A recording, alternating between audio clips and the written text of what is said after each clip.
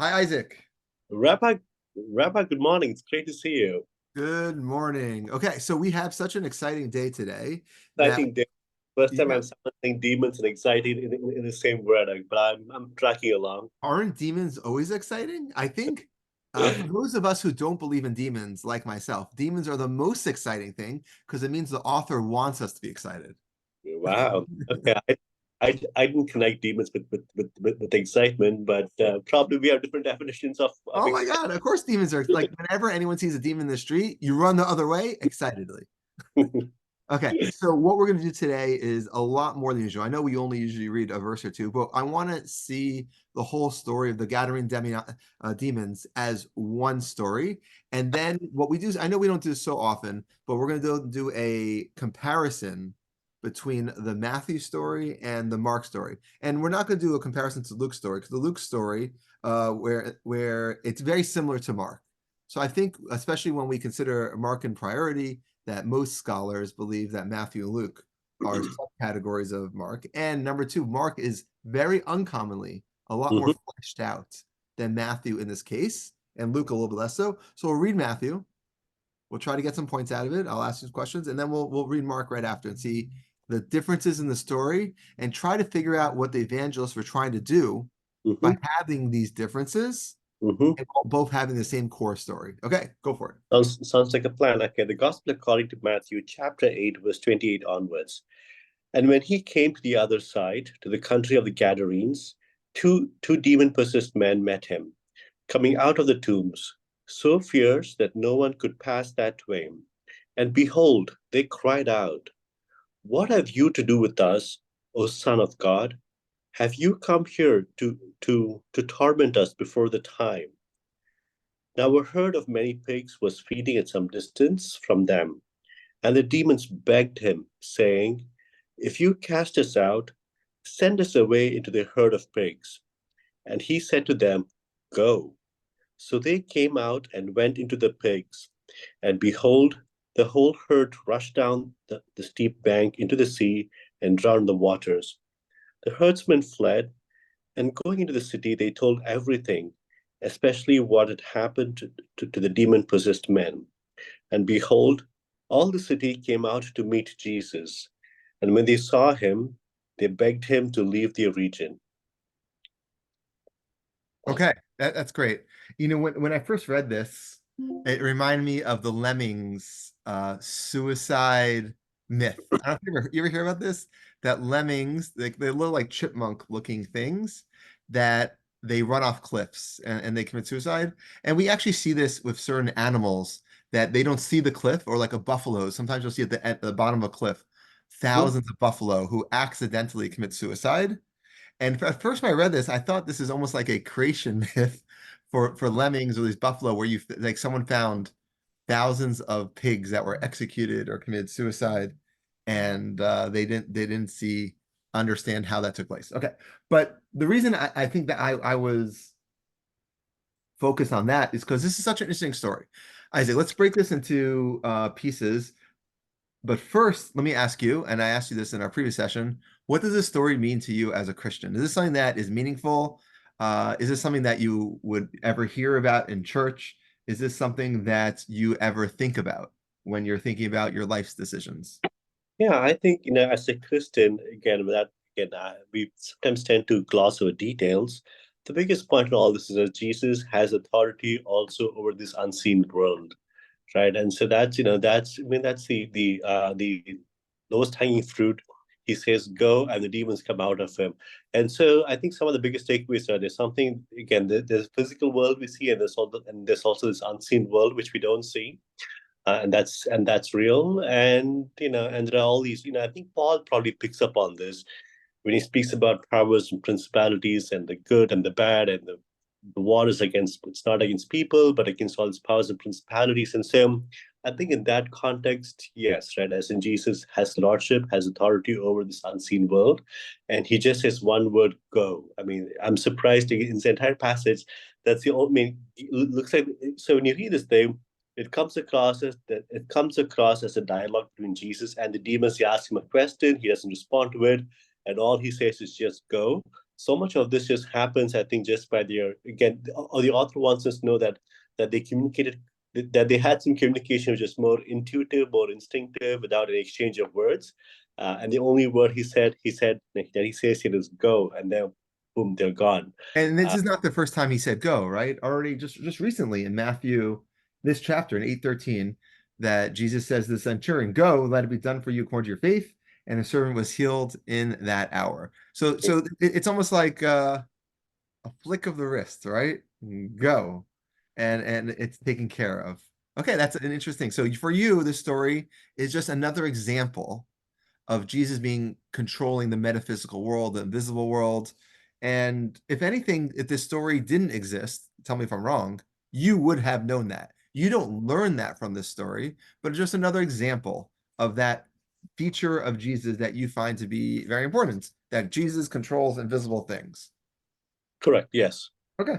But So, even if the story were, even if this passage was not there, I think as Christians we will still believe that Jesus is that he controls right. the invisible thing. So I don't think this passage either adds again. So we take these things to be just as as basic truths, and so all that to say, like we Christians tend to gloss over this passage, and it's not like they say because of this passage we believe this one, Right. but I think this is very glossable. Even the city, we didn't talk when we talked about where this is in non-Jewish territory. One thing we didn't talk about, Gadarenes or Gerasenes in Matthew Luke, it is hours of walk from the ocean, from the water. It's not like when we read this, it seems he jumps off the boat and these things are happening. And that might be the case. But it feels either that the author of these books don't know how close or far away these places are, or more likely they wrote this is the place that happened, and there's like some transition happening. But it feels like, oh, it's close enough. Let's gloss over it. It's not a big deal because there were cities like right on the Sea of Galilee that were closer. Okay, so let me go through the main pieces of this. Just make sure we agree what the main pieces are. So before we hit Mark, we could make sure we understand. So A, he crosses the water. There are two people there. They're possessed. They have power. They seem to be fierce. They seem to be strong. They interact with Jesus, acknowledging who he is by calling him Son of God. What's interesting is that they don't understand why he's there, right? They say, what are you doing here? It's not, is it your time to be there? Have you come here to torment us before the time? And then separately, they interact with them. They go, maybe it's time for us to stop being demons. And they say, if you're going to get rid of us, stick us into the pigs. That's where we want to be. We want to be pig possessed, demons possessing pigs. He said, go team, get out of them, go. They went into the pigs, and then the pigs seemingly commit suicide.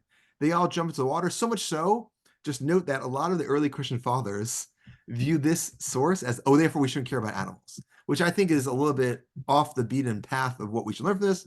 But it seems to be clear that Jesus doesn't care about those pigs because it seems Jesus does know that they're about to perish in the water. But and then in the last step of the story, for me, the story should have ended there. Jesus, and for you, it should have ended because Jesus said, I did some amazing things. I showed my power over the invisible world. But then the people all come back. They tell everyone what happens. The whole town comes to meet Jesus. This is like a postscript. This is like an after the movie little everyone. And I expect a big banquet, a big party. These two possessed people who were annoying. They were fierce. We couldn't, if they were hanging on the tomb of the city, people couldn't bury their people in the tomb. So annoying. And the people say, get out of here, Jesus. We want you to leave our neighborhood. So how are we to understand that? Is it that, let's give two possibilities. They liked having the demons. The demon possessed people were awesome. They wanted to keep them. They threw that, they kept them outside the city. And that was a good place for them. And then when Jesus got rid of them, they're like, oh, where are demons? That seems like an unlikely read, Isaac. A more likely read is that they had some issue with Jesus. But for the love of me, I cannot tell you. When I yeah. read the story, the conclusion of the story evades me. I have no clue why they want to get rid of Jesus. What do they tell me, Isaac? What are they angry about? Yeah. Okay. They begged him to leave. So Rabbi, before I go there, this one says that it's two men and not two. So two men. So does the man have any significance? It's very clear, and so he didn't say two people. It says two men. And secondly, when it says Wait, you mean the two demons are two men? Is that what you're saying? yeah, it says two two demon possessed men met him. So I take this What? as two men who were possessed by demons, and some, um, so could you so Wait, what point are you trying to make? I understand. So yes, it says two people. Yes. Therefore what? so no, it says men, right? So does men have any significance in this passage? Like it doesn't say, or it doesn't say women, doesn't say kids. It says two men. It's two adult grown men, and What so would you what's the other option? What would you want it to say? I don't know. I'm just intrigued. Like, does it have any significance? And No, second, I'm saying I don't understand the question. That's a very simple sentence. So one translation from the New International Version is two demon possessed men. From the King James, it says two possessed. There met him two possessed with devils. It doesn't actually write the word men. And the Greek does that bathrooms? I'll have to look at it in the Greek. But so yeah, but my question was this, right? So earlier, maybe yesterday, we discussed where this is most likely not within Jewish land because it involves I would pigs. say 100% not, right? Okay, so which also means that these folks, they probably had a different faith. They had a different faith system. In that context, Agreed. does demons, does all these means, like I think from a Jewish perspective, Christian perspective, we see demons. This is not a fun place to be. We want to cast them out. But could it be that in that different worldview of whatever faith these folks had, that in their religion that this was okay, that they You're viewed giving the them, first possibility. They love their demons. they loved They, it. they So they love their demons. Maybe they are protecting the tomb. Maybe they were so fierce it was for some reason. or Uh, these demon possessed men had more power, had more, again, the demon possessed. I don't quite know what all they had, but then right. Okay. But but this, Isaac, you and I have to recognize that's a weird read. That was my first read. They like their demons and they're angry at Jesus. It's a weird read. It definitely seems to be that we should be surprised. No matter what pagan that you are, no one wants some demons floating around. It's so it's okay, it's definitely a okay, possibility. but demons is something that's looking out from the outside in, right? Like in this passage, the people did not ask him to cast them out. Like nobody asked Jesus to say cast them out. Correct. Jesus volunteered, and like he moved into a Gentile land, or into a non-Jewish land. And as a Jew, like he said, I'm gonna do this one when the city nobody asked him. So what we call as demons, could it be that they call this as their God, again, something else? Like the word demon has a very negative connotation, but could it be that they had a different term for this, and this is okay within that culture? No, but this is still written by the Matthean community. So I think like you got to realize that this is still written by the Jews at that time. And I agree with you that they didn't ask for him to be cast out.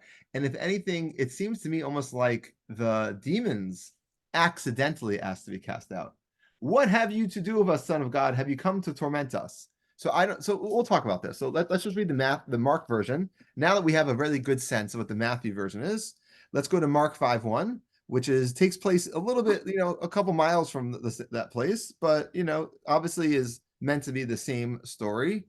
So let's read 5:1 to 20. So I think it's 20 verses. So let's get to it. Yeah, the Gospel according to Mark, chapter 5, verse 1 onwards. They came to the other side of the sea, to the country of the Gerasenes. And when Jesus had stepped out of the boat, immediately there met him out of the tombs a man with an unclean spirit. He lived among the tombs, and no one could bind him anymore, not even with a chain. For he had often been bound with shackles and chains, but he wrenched the chains apart, and he broke the shackles in pieces. No one had the strength to subdue him. Night and day among the tombs and on the mountains, he was always crying out and cutting himself with stones. And when he saw Jesus from afar, he ran and fell down before him, and crying out with loud voice, he said, "What have you to do with me, Jesus, Son of the Most High God? I adjure you by God, do not torment me." For he was saying to them, "Come out of the man, you unclean spirit."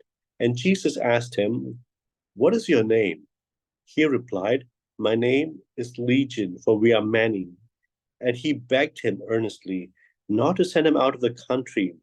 Now a herd of pigs was feeding there on the hillside, and they begged him, saying, "Send us to the pigs, let us enter them."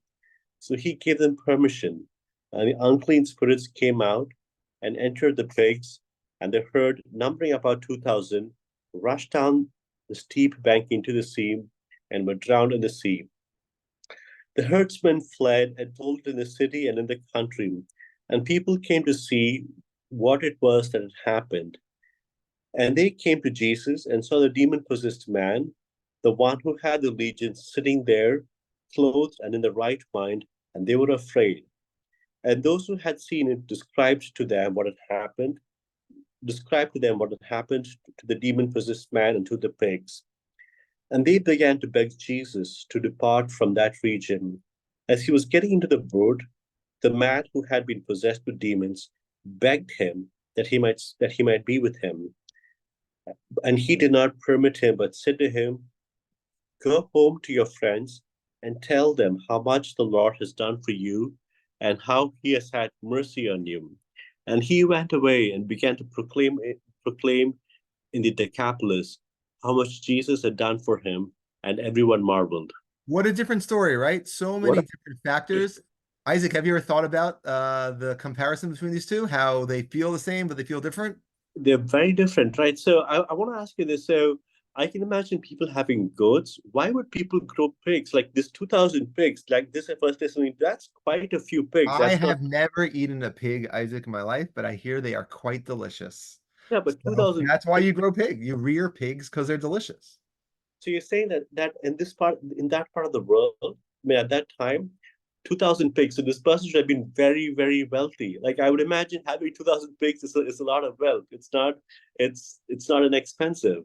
Sounds wealthy and delicious, 100%. So are you saying that this person here he had this sort of pigs primarily for the eating, primarily for the meat? Was that the only? What else would you have a pig for? I don't For know. That's what that. companionship? So, but 2,000 pigs is quite again. 2,000 pigs is way too many. I don't know. You got to feed the peoples. I don't think I think 200,000 is a lot. 2,000 is not so many. You got to have 2,000, Rabbi. Like these pigs are huge. I mean, 2,000 like that is so. Anyway, I was just taken back by the count of them, and this will probably involve a team. Again, I don't think it's one or two or three. It's quite a few to herd 2,000 okay. pigs, Again, and so that's fine. There's a lot of pigs and there's a yeah, big herd watching lots of shepherds watching them. I never think of shepherds herding pigs. I always think of pigs in pig pens. It could be they had so many pigs, they are just allowed them to roam the countryside and they didn't really have access to get anywhere. They didn't need a pig pen because one side was a cliff, and pigs generally don't like dying, last I checked. So that's definitely a possibility. Okay, so Isaac, but let's go through some of the story differences in the yeah, story. the story is very bizarre. It's very, Okay. very bizarre. So the first difference is very clear. It's a different place, but they're actually both on the other side of the water, pretty close to one another. Not a big deal. So in our first story in Matthew, there's two people, unidentified, and very much wearing clothes, unshackled, no backstory. We just kind of see them, and we just see their fears. For all we know, no one really interacted with them. For all we know, in Mark, there's a whole backstory. There's only one guy. He's not wearing clothes. He was shackled. He's not shackled. He's so strong. He could get free. He could do what he wants. He's able to break free night and day. He's in the tombs.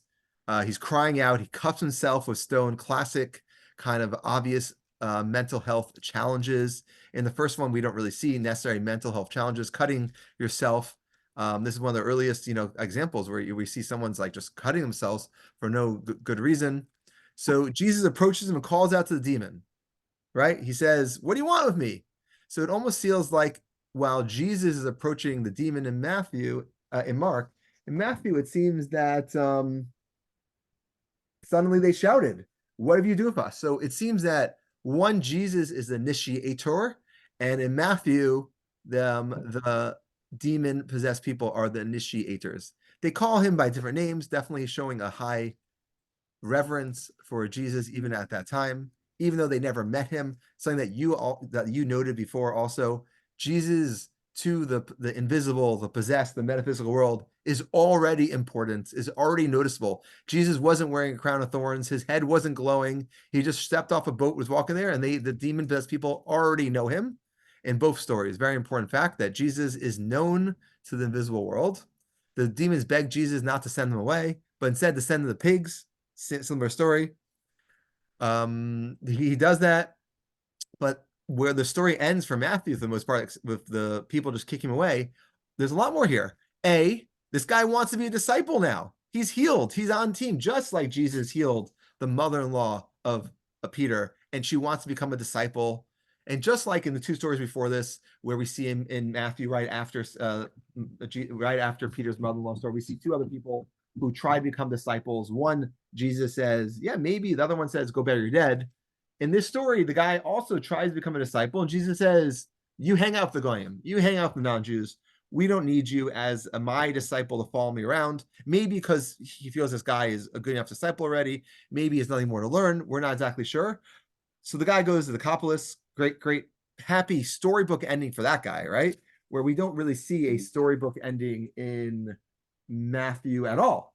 We actually never hear another thing about the person who is healed, but we have the same ending now, which is, I think, very apropos.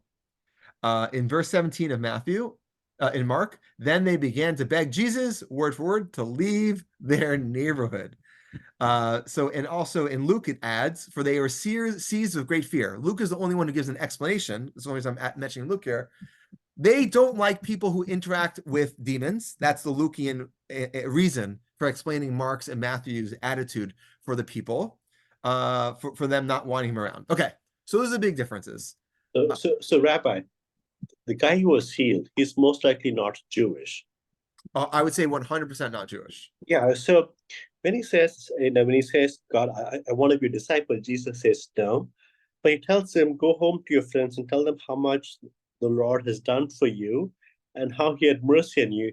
Jesus is speaking as he's speaking to a Jewish person. Like, how will this person know who the Lord, like, how will, like, if he's not Jewish, like, none of this will make any sense to him. Or this Well, verse. I don't know how much someone remembers after they cease to be possessed. I'm not holding in the science of possession, but it seems like the guy understood when the demon was there that Jesus was a special guy, and he could still he'll remember that he could share that information. So I don't view it. Seems for whatever reason, the better way to say it is that Jesus is convinced that this guy can spread information properly, and that's one way to look at it. The other way to look at it, you and I are looking very positive. The other way says he's like, go away.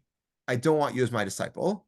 I don't care where you go. Go to Decapolis, go spread the word, do some good things, but don't stay with me. I don't want you with me. So that's the more negative way to look at it, but both are true, right?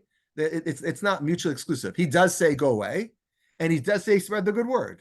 So, I don't think we're at a place where we could evaluate properly what's his direct reason. Obviously, Christians today, this is I one find, of the main yeah, verses for Christians today. They go, look, we don't need Paul. Jesus sent a non-Jew off to proselytize non-Jews. Look, we didn't even way before Paul, Jesus was doing it, and that's our source for it. So Christians today love this as a yeah. primary source. And I find this difficult. Like when he was demon possessed, right? When people are demon possessed, they're not by themselves. They are possessed by different. And so, They break shackles, they cut themselves, they yeah, walk around naked. Yeah, they're not themselves. they're not themselves. Right? So, how will he remember his former life? Oh no! So again, I just said I'm not an expert in the science of possession, but it just again like the Yeah. options are Jesus feels confident saying this guy away, or Jesus doesn't want him. We don't know the answer. So I started with you by saying that. So we point out some differences between Mark and Matthew. Now I want to take the bigger picture. We have a story. We have a narrative. I believe that the stories, the narratives in the New Testament, in the synoptics here, are meant to teach us something. And it's meant to have an import for the reader. So if I ask you now, let's not worry about 2,000 pigs. Let's not worry about Jesus saying go. Let's look at the story as a whole. And one message from it is just, as you said from the start, this is another example of Jesus showing his ability to control the world, the invisible world. But I would say I want to see if we could think of a different message or another message that we could possibly pop out. So from this, so if I'd ask you to start, what is like you're a third grader, let's say, and you have to tell me the main point of these stories. So that would be one.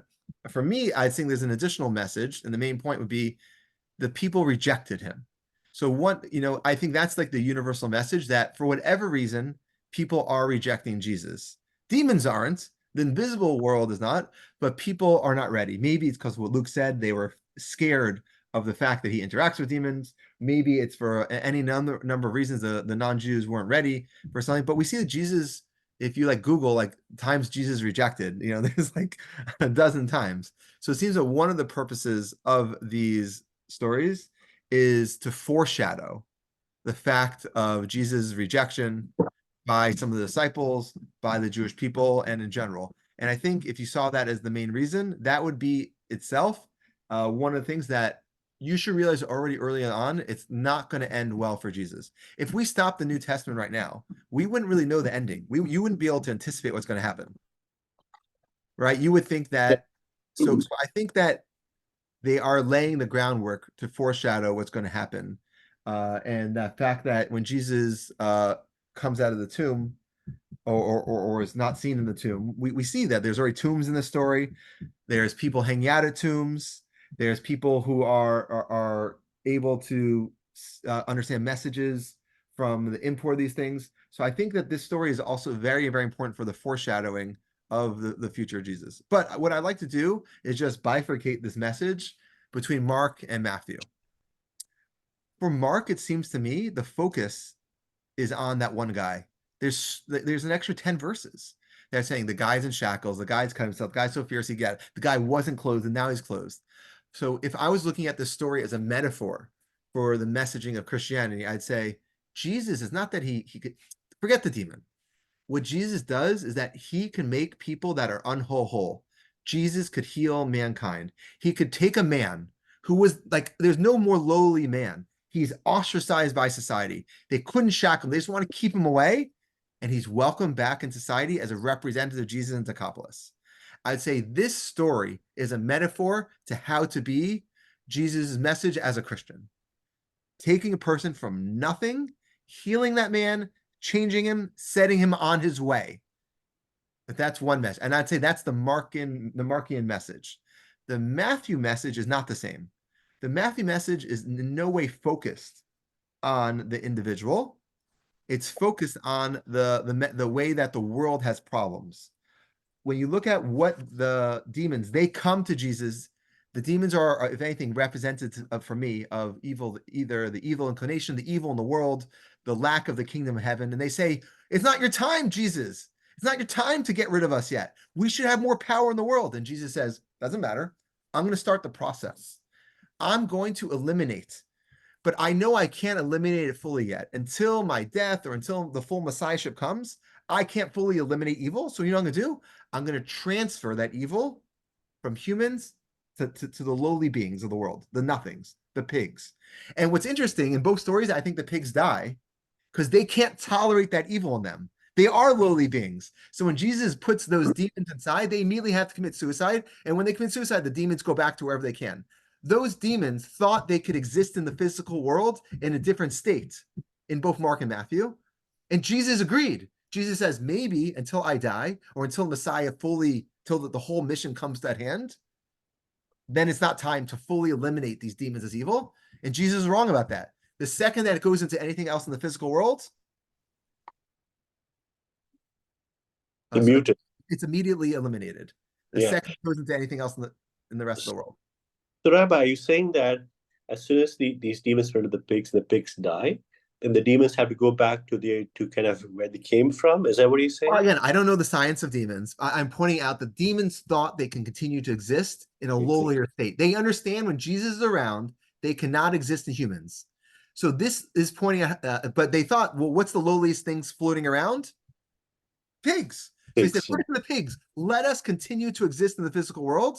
And the pigs immediately commit suicide because the demons were wrong about what they could do. So it's showing how in Matthew, how Jesus is healing mankind, that mankind cannot have these demons anymore when Jesus is around. Jesus says, go, and they don't have a space in the physical world anymore. So in conclusion, there's two different messages. Mark is about how man could personally be healed, and Matthew is about how mankind is being healed.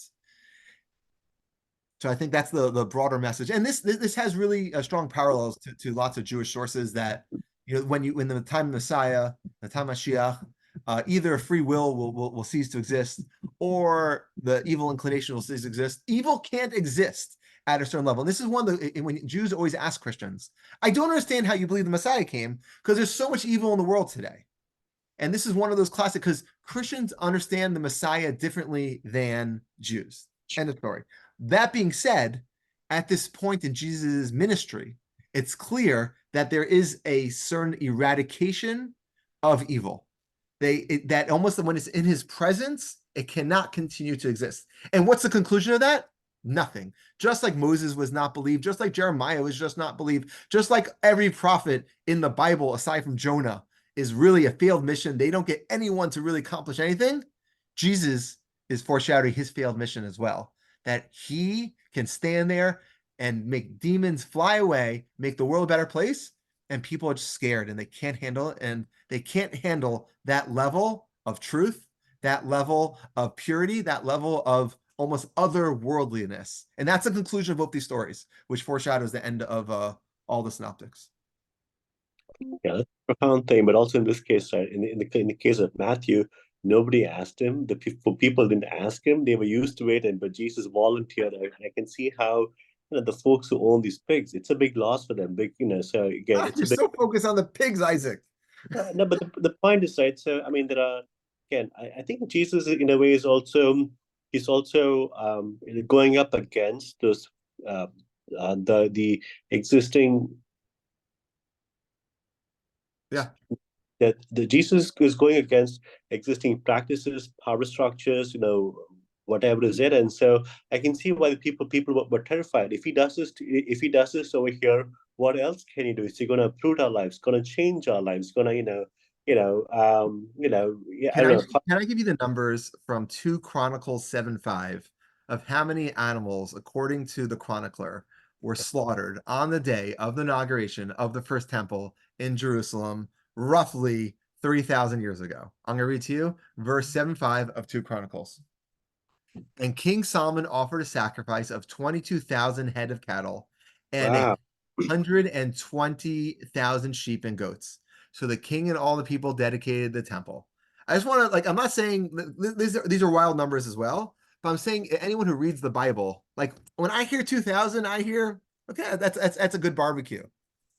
Yeah, but Yeah. King Solomon, right? This is King Solomon. Of course, Okay. And this is King Solomon had 140,000 more animals killed than that one day in Mark.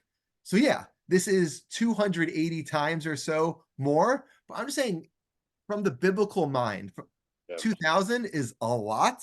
And you and I, if I saw 2,000 pigs anywhere, I'd be blown away and probably scared. That being said, in the biblical mind, 2,000 is not so much. This is the first time I just get Chronicles for you right away. Pop it out. I All the people are popping out 2 Chronicles, the left and right. pull it out as well. Well, Rabbi, on that note, well, thank you. This has been, I think there's very big the different parallels between Mark and Luke.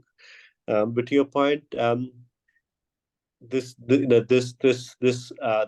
foreshadows the coming defeat for Jesus, or the fact people didn't accept him, or people didn't accept him the way he wanted them to accept him. But can I ask you one last question, right? Just because somebody does something, I know, like we picked on verse 8:34 that he did this. There was typically we might expect there might be a banquet. Like, why should there be a banquet? Like, isn't verse 34 the appropriate response to someone who came and changed something which nobody asked for? Like, why would you even expect that they will have a banquet for him because he did this? Wait, a banquet for who? So on Matthew 8:34, as you said, Yeah. at the end of all this, the Oh people yeah, didn't. yeah. I don't know, because this guy was being torturous to the community around him. I It feel does. that whenever you have like a villain in movies and the villain is vanquished in medieval times, then you have a banquet to celebrate your victory. Yeah, but so that's my point. So we don't know that he was. So maybe they had them here that nobody will pass to them, that they will not have any robbers or thieves pass to this community, come to them. And so maybe this person was like a protective angel, a guardian angel. Yes, he was violent, but he didn't allow any thieves or robbers to pass through this land to come to them. So so from that sense, right, if he protected this place by his strength, then then casting him out is in a way I can see why people wouldn't want that, because that's in a way taking the city back to, or removing this form of protection or this form of thing. Again, I just think that that would be you seem to have an expertise in the science of demons. I don't have size expertise.